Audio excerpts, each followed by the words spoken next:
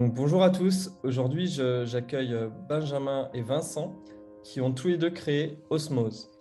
Donc, l'idée de cette interview, c'est toujours de continuer de cheminer et d'apporter des clés sur la question de trouver sa voie, devrait s'apprendre à l'école, qui est vraiment le sujet qui m'anime et qui me tient vraiment à cœur. Et aujourd'hui, j'ai voulu vous inviter parce que vous avez un projet que je trouve très intéressant. Donc, vous créez des outils de connaissance de soi pour les enfants, pour les parents. Enfin, voilà.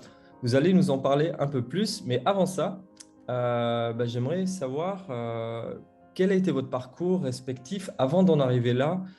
Voilà, qui vous êtes. Vous pouvez vous présenter. Bonjour Samuel, merci pour l'invitation. C'est très sympa. En effet, on a pas mal de choses en commun, en tout cas dans ce qu'on construit. Alors moi, c'est Vincent. Moi, je suis papa de deux enfants. Je suis marié. J'habite du côté d'Ancenis, au Pays de la Loire. Et j'ai un parcours plutôt orienté communication, conseil auprès des entreprises. Et puis, j'ai eu des responsabilités de management. J'ai travaillé aussi dans une autre structure sur des modes de management plus horizontaux, sur des modèles Opal, pour ceux qui connaissent un petit peu. Et tout ça m'a amené à beaucoup réfléchir et constater que sur tout ce qui était savoir-être, je parle des émotions, je parle de la communication, je parle de plein de choses de ce type-là. On avait encore beaucoup à apprendre, qu'en entreprise, on cherchait énormément ces compétences-là, que finalement, c'était peu enseigné à l'école, et que du coup, moi, en tant que parent, j'avais cette responsabilité sans forcément avoir les outils, sans même moi-même avoir été forcément formé à tout ça. Donc voilà, c'était un peu le constat de départ. Et puis Benjamin, on se connaît depuis longtemps, donc on a matché dans nos idées, mais je laisse Benjamin raconter son parcours à lui. Carrément, on a écumé les stades de basket ensemble avec Vincent. Ça fait une quinzaine d'années qu'on se connaît. Moi, à titre personnel, j'ai découvert le développement personnel. Je suis sûr que c'est un bien grand mot et ça veut tout et rien dire, mais c'est tout ce qui est savoir-être finalement. Écoute des émotions, communication non violente, confiance en soi. Je l'ai découvert autour de la vingtaine pendant un voyage en Australie. C'est-à-dire pendant les longues traversées du désert australien, j'avais un gros pavé de dev perso que je pense je n'aurais jamais lu si j'avais été chez moi. Mais du coup, j'avais que ça à faire dans le désert, donc j'ai lu ça. Ça a été vraiment une grosse révélation pour moi. À ce moment-là, j'étais un petit peu perdu, sans trop savoir exactement où est-ce que je voulais aller, aussi bien dans ma vie personnelle que professionnelle. J'étais encore très timide, peu de confiance en moi. Et vraiment, ce côté, je sais que Samuel, toi, c'est ce qui te tient à cœur, ce côté connaissance de soi. Et pour le coup, moi, ma connaissance de moi-même était assez faible. Donc, c'est vraiment un outil, des outils où ça a été une vraie révélation. Et j'ai toujours eu cette maxime un peu dans ma tête qui me disait, mais pourquoi on ne nous a pas enseigné ça à l'école? Et en fait, c'est resté pendant très très longtemps dans ma tête. Ça me paraissait tellement évident. Et en fait, plus ça allait, maintenant, mine de rien, j'ai sur mes 32. Ouais. Et du coup, ça fait quand même 12 ans que je continue sur cette thématique-là, où j'ai continué à beaucoup me former, à suivre des séminaires, et même après moi, à animer des formations à ce niveau-là. Et j'ai toujours eu ce truc-là de me dire, mais pourquoi on ne nous enseigne pas ça à l'école? En fait, ce serait tellement plus simple si on nous l'enseignait dès la primaire. D'où l'envie de construire quelque chose, de co-construire quelque chose là-dessus. D'où l'association avec Vincent. Et j'insiste vraiment sur le côté co-construction. C'est qu'on ne le fait vraiment pas seul, on le fait aussi avec tout un pool d'ambassadeurs. À l'heure actuelle, on a déjà une soixantaine d'ambassadrices avec nous qui sont, comme toi Samuel, comme nous, passionnés par cette thématique, convaincus que ça doit s'enseigner dès le plus jeune âge et qui nous aident justement à co-construire nos kits éducatifs. D'accord. Merci pour cette présentation. Et du coup, tu as commencé un peu à répondre à la question suivante, Benjamin, qui était comment vous avez découvert la connaissance de soi, mais surtout, est-ce qu'il y a eu un déclic dans votre vie qui a fait, qui vous a dit, maintenant, je vais vraiment œuvrer pour que ce soit, pour que ça, voilà, que ça se diffuse, parce que vous avez tous les deux constaté il y avait des carences dans votre parcours personnel ou professionnel. C'était quoi votre déclic, vous direz, votre souvenir le plus marquant qui a généré un changement dans votre vie? De mon côté, je pense que c'est la découverte du livre de Frédéric Laloux, qui s'appelle Reinventing Organization. qui explique les différents modèles d'organisation d'entreprise. Est-ce qu'il existe en français? Ouais, ouais, ouais. Je sais pas pourquoi le titre est en anglais. Il est en français, le Ah, il titre est est en en français. anglais. D'accord, ok. Mais ouais, ouais, il existe en français en deux versions, un pavé et puis une version illustrée qui est très sympa. Et qui explique les différents modèles d'organisation et qui explique qu'il y a un modèle qui se développe de plus en plus, qui lui, il appelle le modèle Opal, qui est basé sur la confiance mutuelle des personnes qui sont dans la structure, sur l'absence de hiérarchie, sur la transparence de l'information, sur la responsabilisation, sur, enfin bref, plein de choses comme ça qui m'ont paru juste géniales, avec des cas concrets, hein, des entreprises qui sont passées là-dedans, des structures publiques, enfin bref, il a fait le tour du monde, et il a listé quelques grandes structures qui sont passées dans ce modèle-là. Et j'ai trouvé ça juste génial. On a eu l'occasion de le mettre en place dans notre entreprise à cette époque-là. Et je me suis rendu compte que le plus gros frein, il est dans la tête de tout le monde parce qu'on est tous conditionnés à avoir un mode de vie qui est pas forcément orienté vers l'épanouissement et qu'il y avait un vrai gros travail à faire sur ces sujets-là. Enfin, moi, c'est clairement ce bouquin, cette expérience-là qui m'a ouvert les yeux sur sur ce sujet. Ouais, c'est intéressant de voir que finalement, enfin, tu parlais, là, j'ai envie de rebondir sur ça, sur le conditionnement au non-épanouissement. Tu as vraiment observé ça Ouais, dans- ouais, un exemple assez bateau, mais du coup, on a mis ça en place. On était une vingtaine de collaborateurs. L'idée, c'est de se dire, il n'y avait pas de niveau hiérarchique et tout le monde est libre de prendre des paroles. Alors, après, il y a un cadre, hein, c'est pas du grand n'importe quoi, c'est très, très bien structuré, c'est ça qui est intéressant. Mais même après un an d'organisation comme ça, on a encore des personnes qui, en réunion, vont lever la main en disant, est-ce que je peux dire quelque chose en regardant si le fondateur de la boîte va accepter ou pas. Alors que ça fait un an qu'on dit que la parole de tout le monde est libérée, que n'importe qui peut dire ce qu'il a envie, qu'il n'y a aucun problème, ben on va quand même penser à oui, mais le fondateur, il doit me dire si j'ai le droit de parler ou pas. Moi, alternant, bah, faut que je me taise un peu et puis il faut que je fasse ce qu'on me dise et puis c'est comme ça. Bref, je ne sais pas pourquoi, mais c'est des modèles qu'on a dans notre tête et de déconstruire ça, d'amener la communication non violente, d'amener tous ces sujets-là, et ben, il y a vraiment un chemin à faire. Ouais. Ok, merci. Ouais, bah, clairement, ça me fait penser à l'école. Enfin, c'est vrai qu'à l'école, on nous a appris ce modèle-là, quoi, finalement, de lever la main et d'attendre qu'on nous donne la parole. Donc, on continue de répéter ça, quoi, finalement, j'imagine. Ouais, Pour c'est certains, ça. en tout cas. Ouais. Ok, merci. Et toi, Benjamin? Bah, moi, comme je l'ai dit en intro, hein, c'est vrai que j'avais un peu switché la question, mais vraiment le gros déclic, ça a été en Australie. Mais pour autant, pendant 10 ans, j'ai pas fait de choses spécifiques auprès des enfants. J'avais toujours cette petite voix qui murmurait de faire quelque chose. Et je pense que il y a eu deux gros déclics. L'un des déclics, c'est de voir comment les enfants, petit à petit, reproduisaient vraiment les schémas de leurs parents. J'ai pas d'enfants, moi, à titre personnel, mais j'ai beaucoup d'amis ou autres dans ma famille qui ont des enfants. Et je suis vraiment, du coup, pas du tout bien placé pour juger ce qu'il fait. Je pense que chacun fait vraiment du mieux qu'il peut pour Hmm. éduquer ses enfants. Mais j'ai trouvé vraiment très impressionnant, surtout quand les enfants ont entre 6 et 12 ans, justement, comment ils répétaient déjà et complètement inconsciemment, du coup, les schémas de leurs parents. Et de voir que finalement, si l'un des parents avait très peu confiance en lui ou était très timide, bah, l'enfant, des fois, pouvait potentiellement reproduire. Et me dire, et me conforter, en fait, me rappeler qu'il y avait vraiment un énorme truc à faire à ce niveau-là. Et le deuxième déclic a vraiment, moi, été le lancement de me dire, j'ai envie de me lancer corps et âme dans cette structure, dans ce partage de connaissances. Ça a été l'ikigai. Et je sais que c'est un truc dont on a déjà parlé ensemble, en plus, Samuel. Et je l'ai fait sous une forme que je ne connaissais pas, qui était accompagnée, où on avait tout un tas de bouquins divers et variés. Et en fait, il fallait vraiment faire à l'intuition. Et c'était beaucoup de collages d'images euh, qui nous, euh, qui nous ressemblaient, qui nous parlaient, mais sans chercher à comprendre, en fait. Et sachant qu'on devait remplir petit à petit les 4 grands cercles de l'ikigai, en fait. Et après, sur chaque cercle, on devait mettre un mot qui symbolisait le cercle, correspondant aux images qu'on avait collées, de manière très intuitive. Et à la fin, ça devait faire une phrase. J'essaye de la faire très rapide, mais du coup, l'exercice a duré pendant plus de 3 heures, avec 40 000 magazines installés dans tout un salon et tout. Et à la fin, la phrase exacte, je ne l'ai plus en tête, mais c'était en gros rassembler des personnes pour faire bouger les lignes de l'éducation et pour une meilleure éducation. Et j'y ai repensé que très récemment en plus. Je me dis que là, ce qu'on est en train de faire avec Osmose, ça colle vraiment exactement à ce qui était arrivé de manière assez intuitive pendant cet exercice. Ok, intéressant.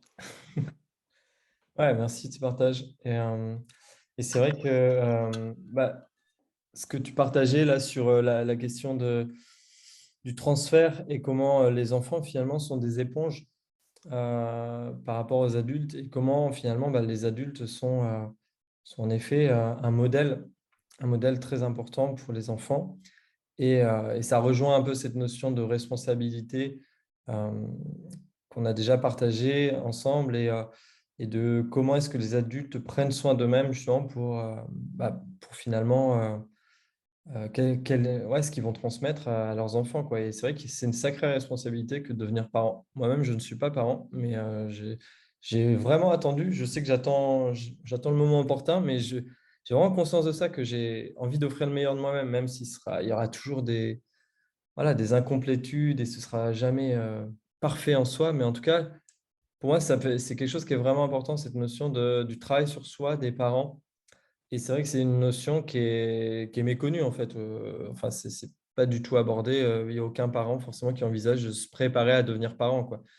Et pourtant, je pense que c'est primordial et fondamental. Pour l'anecdote, notre slogan d'Osmo, c'est « Il n'y a pas d'âge pour grandir de l'intérieur ». Ah, yes.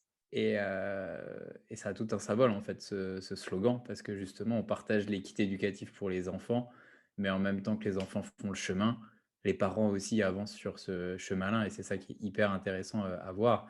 On a des parents, des fois, qui nous disent « Mon enfant, de toute façon, c'est mon meilleur coach », parce que finalement, ça fait souvent en plus un effet miroir qui est très intéressant à ce niveau-là. Ouais, alors on reviendra là-dessus. On reviendra sur cette question-là du miroir, qui est très intéressante. J'aimerais vous demander à tous les deux, qu'est-ce que ça vous évoque, ce sujet-là que je propose, qui est trouver sa voie devrait s'apprendre à l'école. Est-ce que ça vous parle? Oui, forcément. Ouais, forcément, c'est ça que je voulais dire au départ, c'est qu'on a en effet pas mal de choses en commun, puisque c'est, voilà, on va pas tout mettre sur le dos de l'école, mais oui, enfin, j'ai parlé à la première personne, Ben complétera, donnera son propre avis. Mais pour moi, oui, l'école, c'est censé être l'endroit où on va pouvoir se construire et se préparer pour son avenir.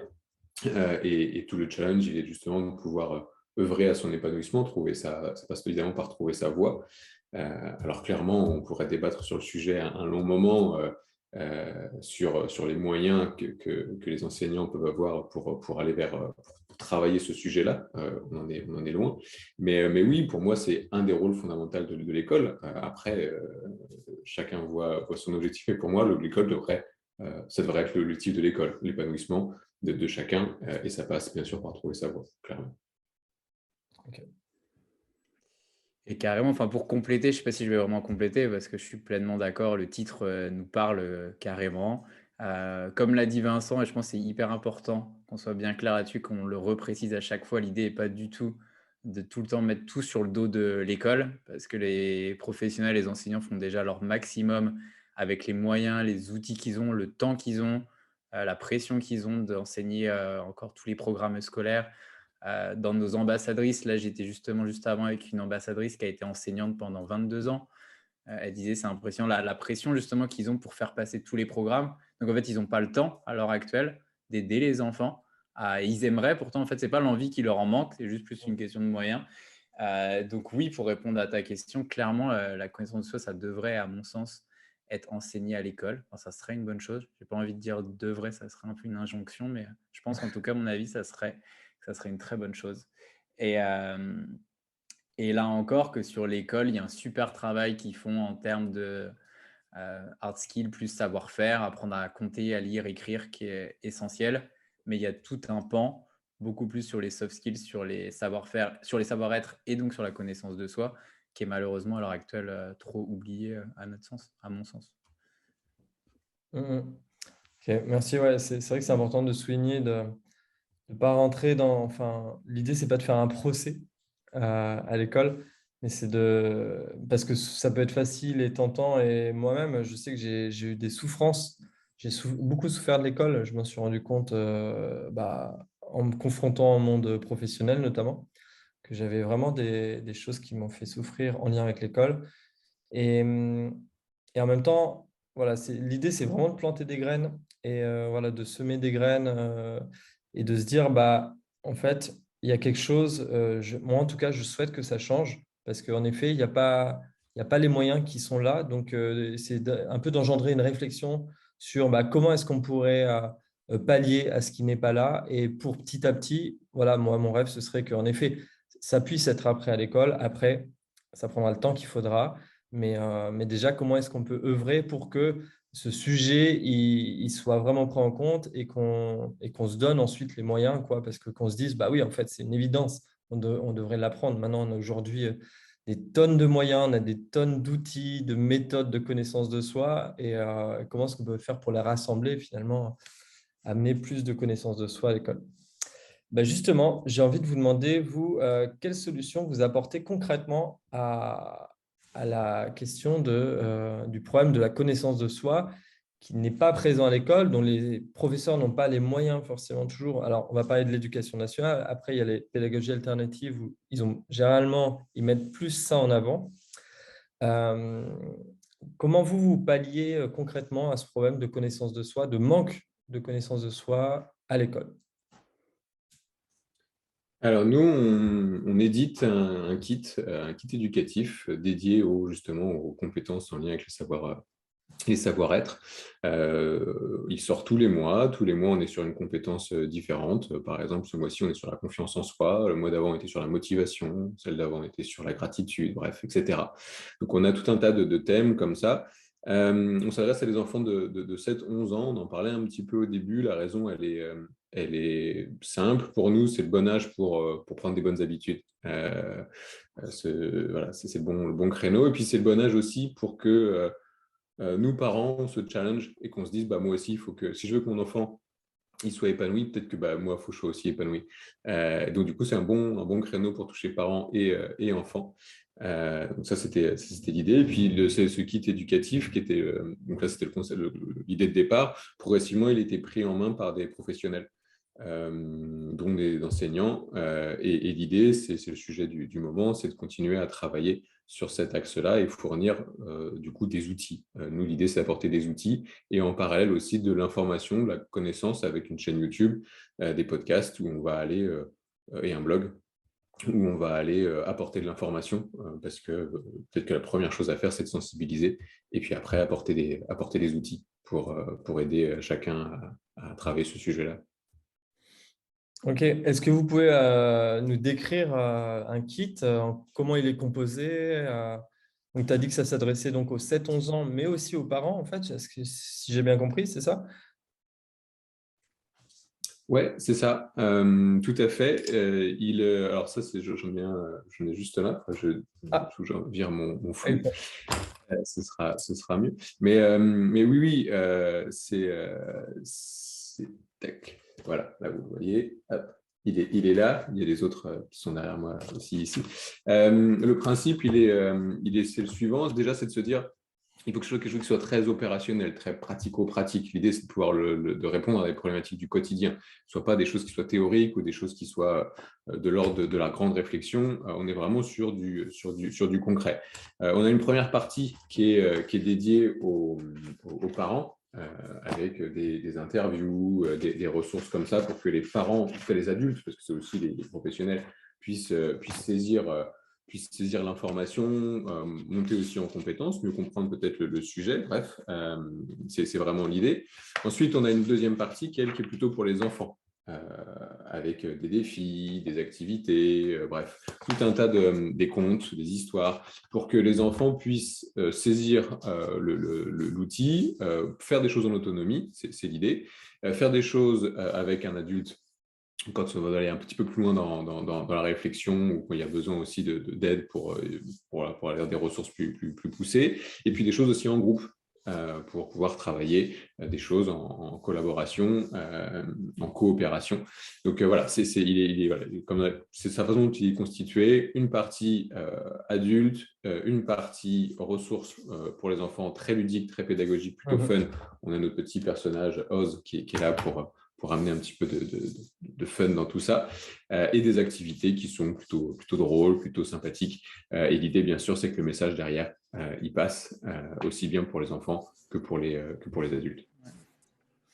Ok, intéressant. Juste, tu peux préciser, est-ce qu'il y a l'intention et l'idée que ça puisse s'adresser aussi pour des professeurs, finalement, des enseignants, les exercices, enfin notamment tu parlais d'un exercice en groupe, est-ce que ça peut s'adresser à des enseignants qui voudraient prendre un petit temps, je sais pas, 10 minutes, 15 minutes par jour ou même par semaine pour tester un de vos exercices, c'est possible ça?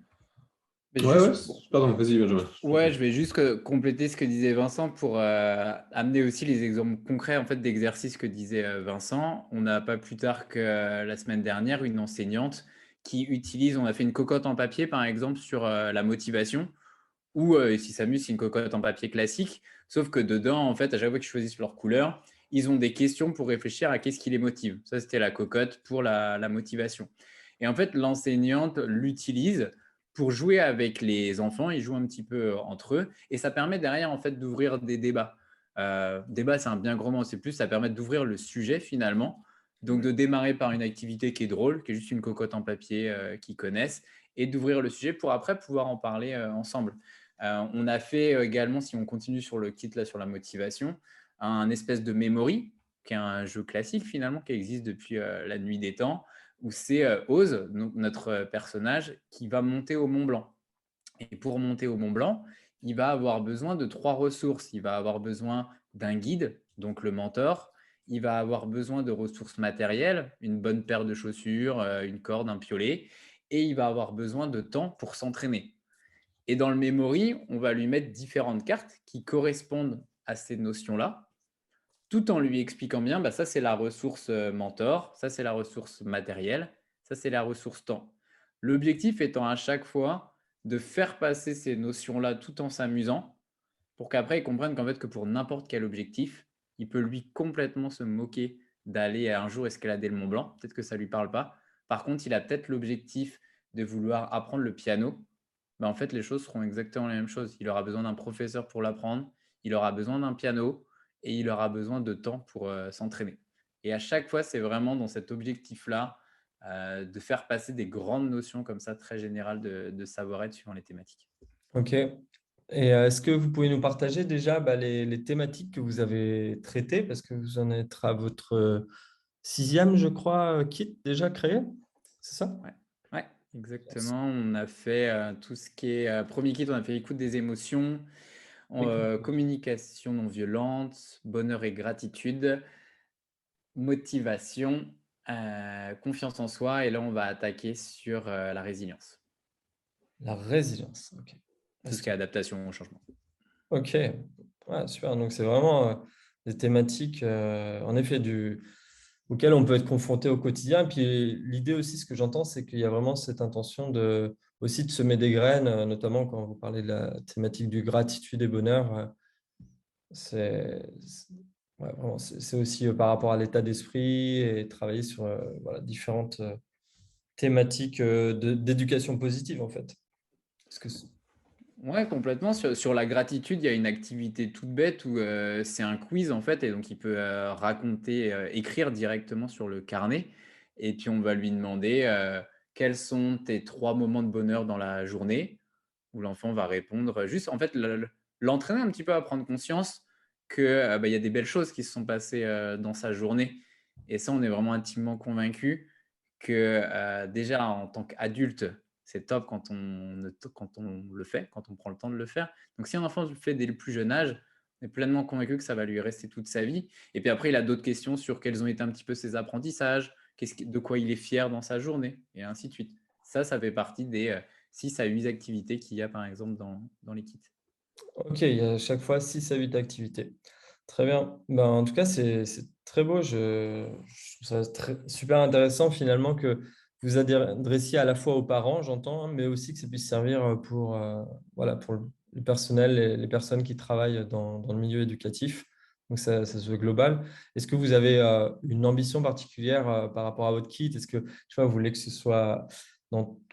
Enfin, ouais, c'est quoi votre ambition quelque part par rapport à ce développement? Ouais, notre grand objectif, c'est de démocratiser déjà ce sujet-là. Que ce n'est pas juste une petite proportion de la population qui se disent oui, bien sûr, c'est important, bah, comme on est en train de se dire là, entre nous, c'est très bien, c'est chouette, c'est même super sympa, c'est temps d'échange. Mais notre objectif, il est d'aller toucher de façon beaucoup plus large, de faire comprendre que ce sont des compétences qui sont tout aussi importantes que les maths, le français ou tout autre, et que c'est juste fondamental de les acquérir. Donc, bien sûr, notre réseau d'ambassadeurs, c'est génial. Nos abonnés, c'est super. Et l'idée, c'est de continuer par là. Mais bien sûr, si on peut travailler avec des institutions, par exemple, pour pouvoir fournir des kits à des enfants qui sont en foyer ou qui sont placés, pour pouvoir travailler avec l'école publique qui touche une population très, très large, toute la population, ben voilà, là, on sera vraiment sur notre grand objectif de démocratiser et de pouvoir apporter ces compétences, ces sujets à tout le monde. Alors, on sait que tout le monde ne va pas s'en saisir, mais voilà, l'idée, c'est d'y contribuer. Ok, super. Est-ce que vous avez des exemples de déclics que vous avez pu observer déjà un peu, si vous avez eu des retours sur vos kits? Est-ce que ça a généré des transformations chez les jeunes ou chez des parents? Est-ce que vous avez des petits exemples comme ça à nous partager? Je pense que Vincent en a pas mal, mais j'en ai un qui m'a marqué pour l'anecdote, c'est que très souvent sur le kit émotion et notamment et communication non violente, on enseignait surtout à mettre des mots, à essayer d'apprendre aux enfants à mettre des mots sur les différentes émotions, ce qu'ils ressentent dans leur corps. Et c'est vrai que souvent un enfant va d'un coup vivre sa colère, mais en fait il sait pas vraiment ce que c'est la colère, il a du mal à mettre un mot là-dessus. Et j'ai vraiment le souvenir d'une maman qui me racontait que justement elle avait son enfant qui, bah, comme tout enfant, des fois piquait ses crises de colère et qui maintenant arrivait à se mettre en colère et puis revenir 10 minutes après et dire ah maman, je crois que là c'était la colère ce que j'ai vécu avant, est-ce que c'est bien ça? Et il lui a fait le même coup pour la tristesse. Et du coup, petit à petit, et bah, comme ça, de fil en aiguille, il a appris à mettre des mots justement dessus. Hmm. Et du coup, ça a facilité leur communication, ça a facilité leur relation ensuite, ou elle était contente?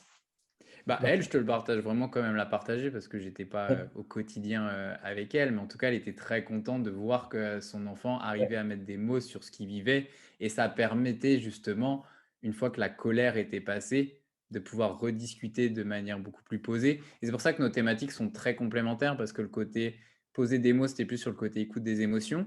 Et puis après, il y a le côté communication non violente qui est arrivé où l'enfant justement avait appris avec l'une des activités à parler d'abord j'ai ressenti de la colère, je ne sais pas exactement comment il l'a dit, mais quelque chose comme ça. Et du coup, la maman expliquait justement que ça permettait de plus de débriefer en fait à froid ce qui s'était passé, alors qu'avant on restait juste sur la colère vécue à chaud sans en reparler. Hmm. Ouais, merci. Vincent? Ouais, pour compléter, c'est juste, alors c'est pas forcément grand-chose, mais c'est ma fille Nina, il y a 2 jours, je crois, quelque chose comme ça. Je retire les rideaux pour parce qu'on voulait les laver, donc je retire les rideaux du salon. Et puis c'était le matin, elle était en pyjama, elle me dit, mais non, faut partir les rideaux, on va nous voir depuis la rue. Tiens, je dis, bah, oui, en effet, ça t'embête? Elle me dit, bah oui, oui. Puis après, elle réfléchit, elle dit, en même temps, après, ils seront propres, ce sera mieux. Puis elle me dit, ah bah oui, avantage, inconvénient, je comprends. Et le fait qu'elle se dise, tiens, cette situation, elle est problématique pour elle, en même temps, bah, comme toute situation, il y a des avantages. Elle s'est dit, ah oui, en effet, il y a un avantage à la situation. Bon, bah ok, c'est cool. Alors, c'est anecdotique, mais de me dire qu'elle a le réflexe de se dire, bon, dans cette situation, apparemment, il y a des avantages. C'est quoi les avantages? Ah oui, c'est qu'on aura des rideaux tout propres. Ok, je vois l'avantage. Et ça, je trouve que c'est génial de pouvoir je ne sais pas si elle l'aura systématiquement, mais de pouvoir comme ça avoir parfois des flashs, de se dire attention, dans la situation, prenons du recul, est-ce qu'il y a du positif? Et ça, je pense qu'en effet, c'est le genre de choses que le kit permet de faire sous forme de jeu, et du coup, ça devient naturel dans la vie de tous les jours. Ok. Toi, Vincent, tu pratiques du coup les exercices, tu les testes tous avec tes enfants, j'imagine? Alors, le deuxième est un peu trop petit, Ah, il est pas cobaye, il échappe à ça. Mais ma plus grande, ouais, complètement, complètement. Et bon, elle aime beaucoup ça. Après, je pense que comme beaucoup d'enfants, quand on les responsabilise un petit peu, ils aiment bien. Donc, elle joue le rôle de cobaye et ça lui plaît bien. mhm. Très intéressant. Il faut dire, quand Nina regardera cette interview dans 10 ans, il faut dire que c'est quand même notre première cobaye sur l'ensemble des kits Ah oui. Osmose, très clairement. Merci Nina. Bah, après, clairement, l'idée, c'est de faire aussi attention parce que chaque enfant est différent.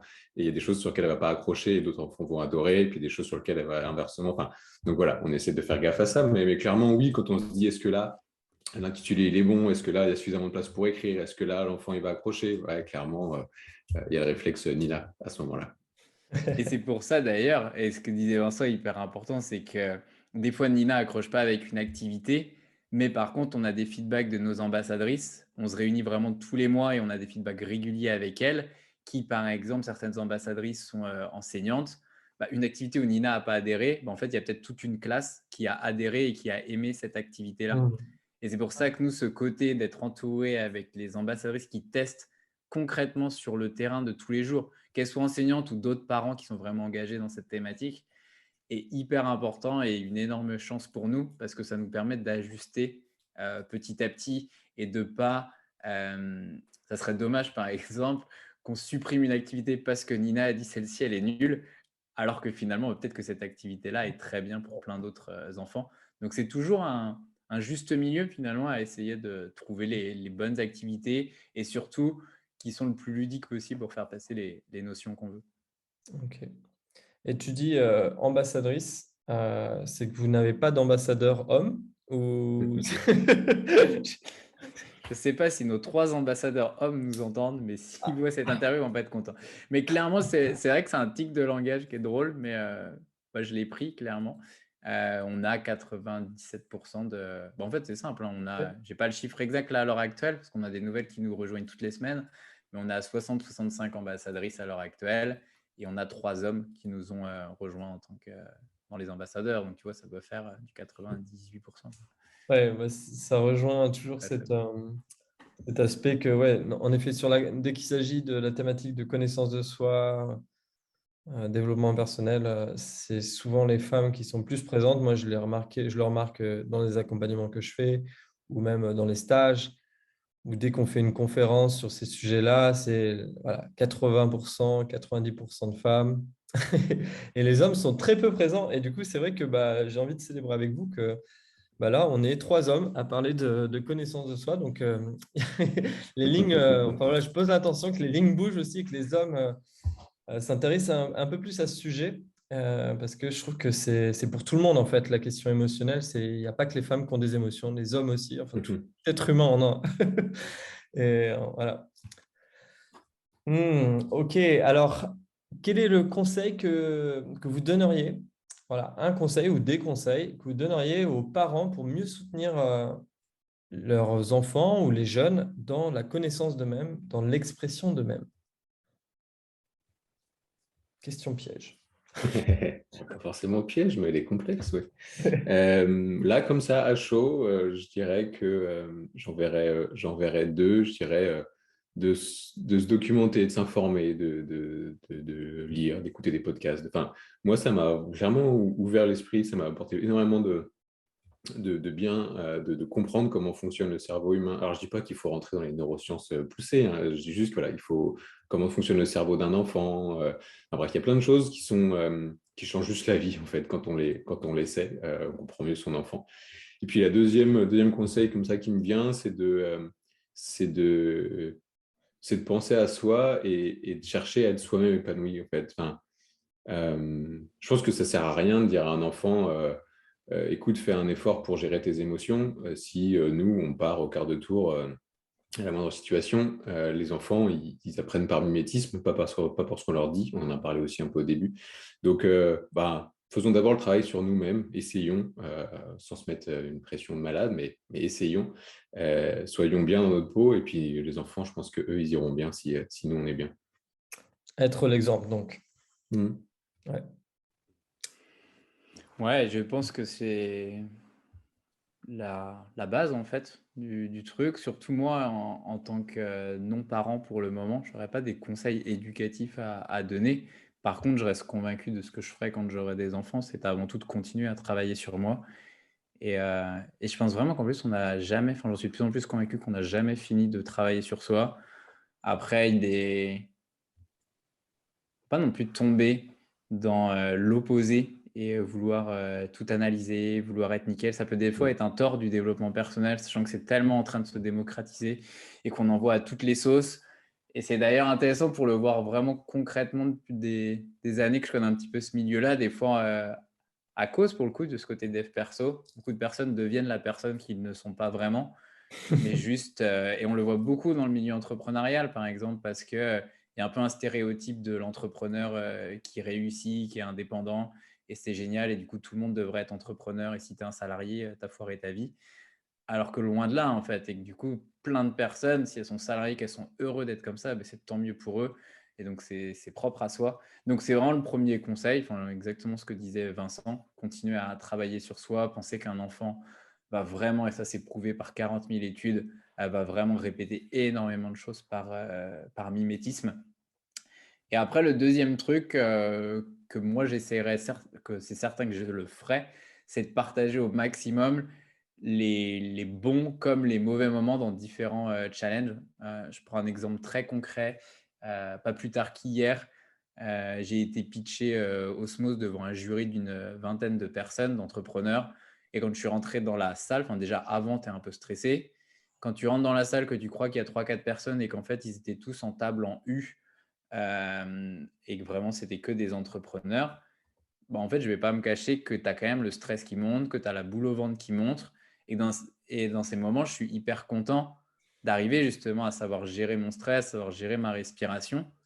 Mais c'est pas pour autant que je connais ça que j'étais pas stressé. Et je pense que du coup, c'est hyper important de partager ça aux enfants, ne surtout pas, j'aimerais pas que mes enfants croient que Papa Ben, c'est un super warrior et qu'il a peur de rien. Parce qu'en fait, c'est tout l'inverse. Papa Ben, il a encore peur, il aura encore des peurs. Mais avec les différentes notions, justement, qu'il a appris, il arrive à les affronter. Ça ne l'empêche pas de passer à l'action, ça ne l'empêche pas d'avoir peur, mais il arrive potentiellement à un peu mieux gérer ses peurs, son stress, etc. Ouais, très intéressant. Bah, c'est vrai que le sujet du développement personnel, c'est un vaste champ aujourd'hui qui a ses plus et ses moins. Et c'est clair que moi, aujourd'hui, j'ai plus envie de rejoindre le terme, par exemple, de dépouillement personnel ou de juste, en fait, réapprendre à être soi.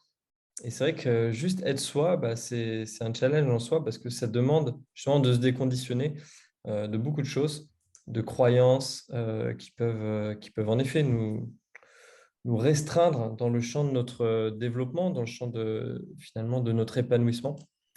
Et, euh, et voilà, en tout cas, c'est vrai que c'est important que tu nommes ça, le fait que le développement personnel, ça ne doit pas être une nouvelle religion ou une sorte de...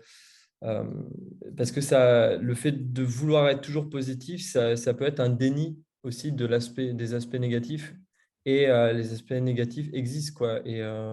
Aussi, quoi. Et c'est important de les reconnaître, en fait. Je trouve que c'est vraiment important de rappeler ça, que la réalité, elle a plusieurs facettes. Et ouais, ça, c'est vraiment primordial à mes yeux. Et c'est vrai que ça peut être en effet une illusion. Et bien, il y a beaucoup d'illusions aujourd'hui dans le développement personnel. Euh, et voilà, après, c'est une expérience, encore une fois. C'est une expérience, je trouve, qui peut être intéressante à faire, mais c'est vrai que ça peut être bien parfois d'éviter de rentrer trop longtemps dans l'illusion parce qu'on peut se prendre des belles claques. Quand on ratterrit. C'est Franck Lové qui parle de ça. Enfin, j'aime bien Franck Lové. peut-être vous connaissez, qui parle de, voilà, du perchage dans le milieu du développement personnel et de la spiritualité.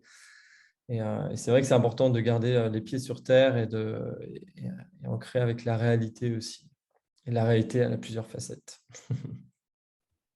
Pour le coup, c'est un mec qui est très bien placé justement pour parler de ça et en explorer vraiment les deux phases à Oui, son extrême. Je pense que s'il y en a un qui est bien placé pour parler de ça, c'est bien lui, quoi. ah bah, c'est clair, ouais. Il ne parle que de son expérience, c'est là où je trouve très intègre. Alors, on va terminer cet entretien. Vous en avez déjà un peu parlé au travers de votre projet Osmose. Quel est votre rêve pour l'avenir de l'éducation? Ce serait quoi pour vous le monde idéal, voilà, votre grand rêve pour l'éducation de demain, pour l'école de demain, pour voilà, l'éducation? Oui, ouais. Mon rêve, il est vraiment assez clair là-dessus. Le rêve idéal, c'est que vraiment tes enfants vont à l'école, que ça soit en maternelle, primaire, collège, et ils te disent que bah, de 9h à 10h, j'ai eu maths, de 10h à 11h, j'ai eu écoute des émotions, et ensuite j'ai enchaîné sur d'autres matières. Et je le caricature de manière très concrète, je ne sais pas si ça se passerait exactement comme ça, mais qui est autant de place fait au savoir-être qu'au savoir-faire, et du coup ça devienne un sujet complètement libre qu'on peut aborder dans notre société de manière vraiment ouais, complètement libre, et que dès qu'on parle d'écoute des émotions ou autre, on passe pas pour quelqu'un de perché ou autre. Qu'on parle de confiance en soi, on passe pas pour quelqu'un d'arrogant. Enfin, en fait, il y a tellement de stéréotypes sur chacune de ces thématiques. Donc, pour répondre à ta question, mon grand rêve dans l'éducation, c'est qu'en fait, dès le plus jeune âge, ça soit abordé pleinement. Euh, Par les enseignants, par les parents. Et je suis vraiment convaincu que s'il y a un truc qui peut, ça fait très kitsch ce que je vais dire, mais s'il y a vraiment un truc qui peut changer le monde et faire évoluer vraiment le monde, mais à une échelle, ce qu'on appelle les sauts quantiques, je ne vais pas me lancer maintenant sur ce sujet-là, mais qui permettrait de faire vraiment un énorme saut quantique au monde, à l'humanité, c'est vraiment ça, et que ça se joue vraiment dès le plus jeune âge. Donc ça, c'est vraiment mon grand rêve, clairement. Merci.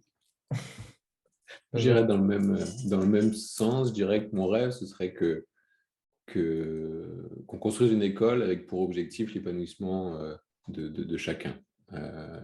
Ouais. Et que du coup, derrière, tout change, en fait, les programmes, les moyens, la priorité, bref, et l'état d'esprit aussi. Ce que fait un petit peu les pays du Nord.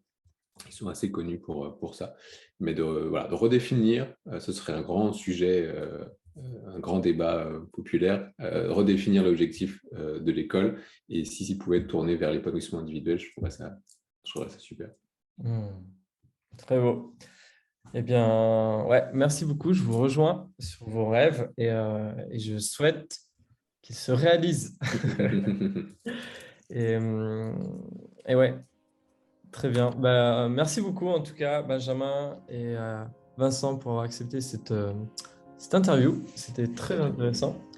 Et puis, je vous souhaite voilà, que votre projet continue de fleurir, ainsi que vous-même, et puis voilà, que les graines que vous avez semées, elles puissent pousser et permettre voilà, des changements de conscience, changements dans l'éducation en tout cas.